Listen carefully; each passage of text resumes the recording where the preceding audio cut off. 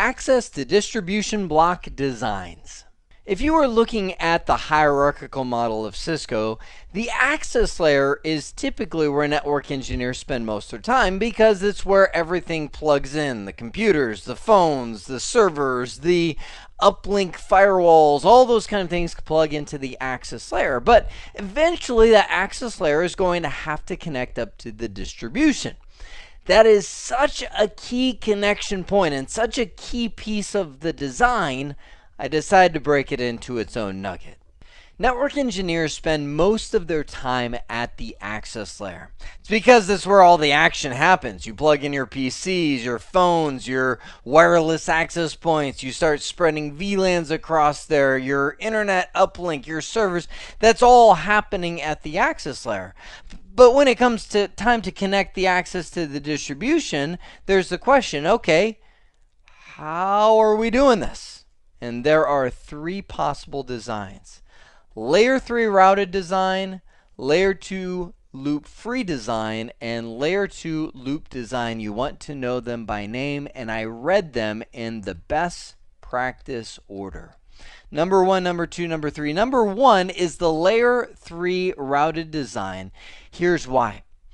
This allows you to essentially go into the interfaces that connect up to the distribution layer and use the command no switch port.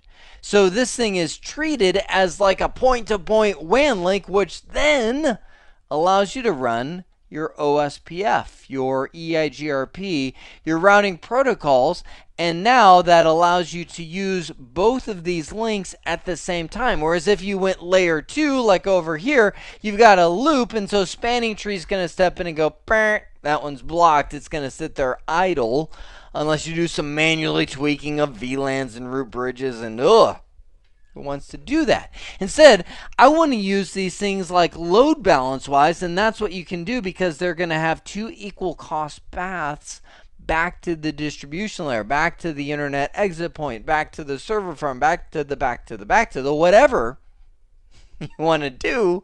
I don't know why I want to get like some kind of boy band song going in there. Back to the anyway. So whatever you want to do, you can do that. What's the drawback? Two drawbacks. One,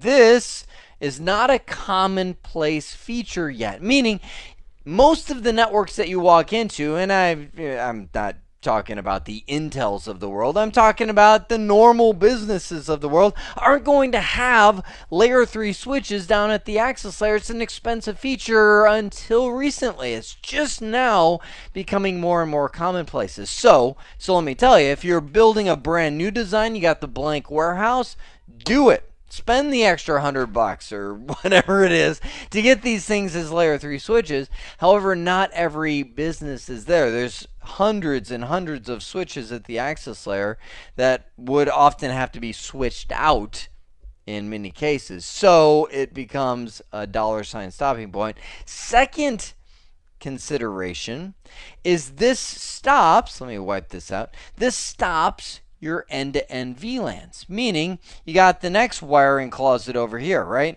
Next wiring closet over here. Chung, chung, chung. The VLANs are isolated to per switch, per wiring closet, right? So that you can't have end-to-end VLANs, which is a design problem for most people. Now, the best practice of today is not to have end-to-end VLANs. It's to have your VLAN stay in the wiring closet. So the VLAN 10 here does not span across the network, but a lot of people don't have that design. They might use VLAN 10 as the voice over IP VLAN, and they want all their IP phones to be in VLAN 10 no matter what wiring closet they're in. Can't do that. At least not easily with this design because you don't have layer 2 connectivity. You don't have VLANs spanning between them, right? So, second one that Cisco recommends, and the most common one that's in use today, is the layer 2 loop-free design. This model is virtually the same. It's just you're not running layer 3 down to the access layer switch. It has the same drawback, meaning as you move between wiring closets, you can't span VLAN because they put a layer 3 gap in between them.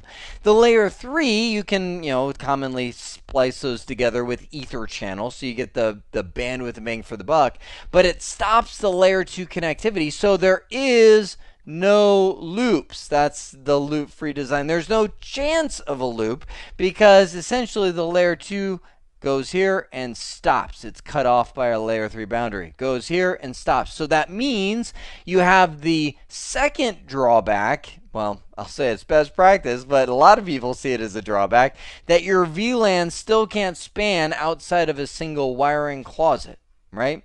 But you don't have the drawback of having to go out and buy all new switches. So you can run this. It's just not going to be quite as fast. You're going to be relying mainly on the convergence time of your first hop redundancy protocol. First hop redundancy protocol, the HSRP, VRRP, GLBP, right?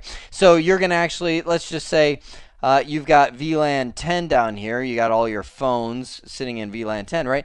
Interface VLAN 10 would be sitting up here. That would be the default gateway. So this one might be 10.1.1.2. Over here you got 10.1.1.3, right? And then you got VRRP or whatever's doing the virtual IP address in the middle as 10.1.1.1, and that's the default gateway of all those. So if this bam goes down, or the link bam goes down to that switch, the hello timer that you set on that first hop redundancy protocol is going to determine how fast it flips over and activates that. Because both of these links are active, Spanning Tree hasn't blocked it.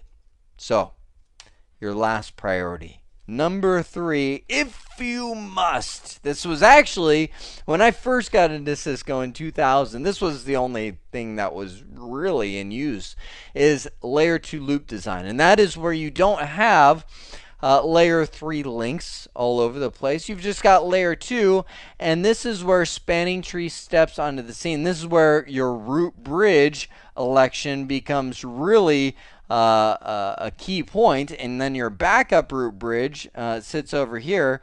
Backup root bridge. It sits over here so that if when these guys are negotiating, it doesn't say, oh, okay, well, I'll sever the link here. Like if this guy becomes the root, this becomes the blocked interface, and all the traffic ends up going between these two switches via the access layer switch, will oftentimes be a major bottleneck in your network environment. So you elect your root bridge, you're running Spanning Tree, it's dangerous, so you want to make sure you enable all of those features like root guard, like BPDU guard, and all of those to protect your environment. It works. And the benefit is now in this environment, you can have the end-to-end VLANs. That's why, even though this is number 1, number 2, this probably, if you walked into the world today, you would probably see this as the majority of what's out there. So there are your access to distribution switch designs: good, better, best. I hope this has been informative for you, and I'd like to thank you for viewing.